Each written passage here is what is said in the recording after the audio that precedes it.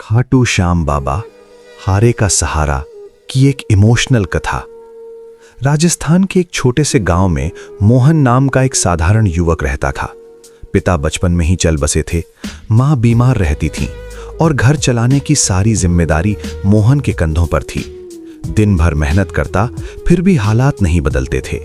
कर्ज बढ़ता जा रहा था, रिश्तेदार दूरी बनाने लगे थे और दोस्तों ने भी साथ छोड़ दिया था। एक रात मोहन बहुत टूट चुका था। आंखों में आंसू थे और दिल में सवाल, भगवान, अगर आप सच में होते हो तो मेरी सुन क्यों नहीं रहे। उसी रात उसकी मां ने धीमी आवाज में कहा, बेटा, खाटू श्याम बाबा के दर्शन करा। कहते हैं जो दिल से पुकारे बाबा उसे कभी खाली हाथ नहीं लौटाते। मोहन को इन बातों पर पहले कभी भरोसा नहीं था, लेकिन उस दिन उसके पास खोने को कुछ भी नहीं था। अगली सुबह वो खाटू श्याम जी के लिए निकल पड़ा। खाटू की पावन धरा। जब मोहन खाटू पहुंचा तो मंदिर के बाहर भक्तों की लंबी कतार थी। कोई पैदल आया था, कोई नंगे पांव, कोई अपने दुख लेकर, कोई अपनी खुशियां चढ़ाने। हर चेहरे पर एक अजीब सी शांति थी। मोहन भी लाइन में लग गया। धूप तेज थी, पैर जल रहे थे, लेकिन वो चुपचाप खड़ा रहा। उसके मन में बस एक ही बात थी, बाबा, अब तो बस आप ही सहारा हो। जब वो गर्भगृह के सामने पहुंचा और पहली बार बाबा श्याम का मुख देखा तो उसकी आंखें भर आईं। वो कुछ बोल नहीं पाया, बस मन ही मन कह सका, बाबा, मैं हार गया हूं, पूरी तरह हार गया हूं। टूटे हुए दिल की पुकार। मोहन मंदिर के एक कोने में बैठ गया। उसके आंसू अपने आप बह रहे थे। तभी एक बूढ़े संत उसके पास आए और बोले, बेटा, श्याम बाबा को हारे का सहारा क्यों कहते हैं जानते हो? मोहन ने सिर हिलाकर मना कर दिया। संत मुस्कुराए और बोले, क्योंकि जब इंसान खुद से हार जाता है तभी श्याम बाबा उसे अपना बना लेते हैं। मोहन ने कांपती आवाज में कहा, लेकिन बाबा ने तो मेरी कोई मदद नहीं की। संत ने शांति से कहा, बेटा, बाबा हमेशा मदद करते हैं, बस उनका तरीका अलग होता है। वे पहले तुम्हें अंदर से मजबूत बनाते हैं। एक छोटी सी चमत्कारिक शुरुआत। मोहन उसी दिन खाटू में रुक गया। अगले दिन मंदिर में सेवा करने लगा। कभी जूते संभालता, कभी पानी पिलाता, कभी बुजुर्गों को सहारा देता। वो बिना किसी उम्मीद के बस सेवा करता रहा। एक शाम एक व्यापारी मंदिर में आया। उसका पर्स गिर गया था। मोहन ने उसे ईमानदारी से लौटा दिया।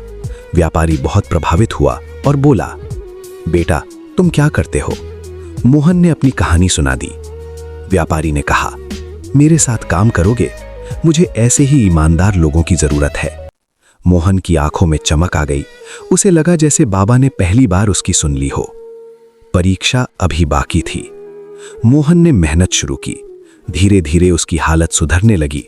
मां का इलाज हुआ, कर्ज कम होने लगा। लेकिन एक दिन व्यापारी को बड़ा नुकसान हो गया और उसने मोहन को काम से हटा दिया। मोहन फिर टूट गया। वो रात को बाबा के सामने बैठकर बोला, बाबा, आपने फिर मुझसे सब कुछ छीन लिया। उसी पल मंदिर की घंटियां बजीं, हवा का एक झोंका आया और मोहन के मन में एक अजीब सी शांति उतर गई।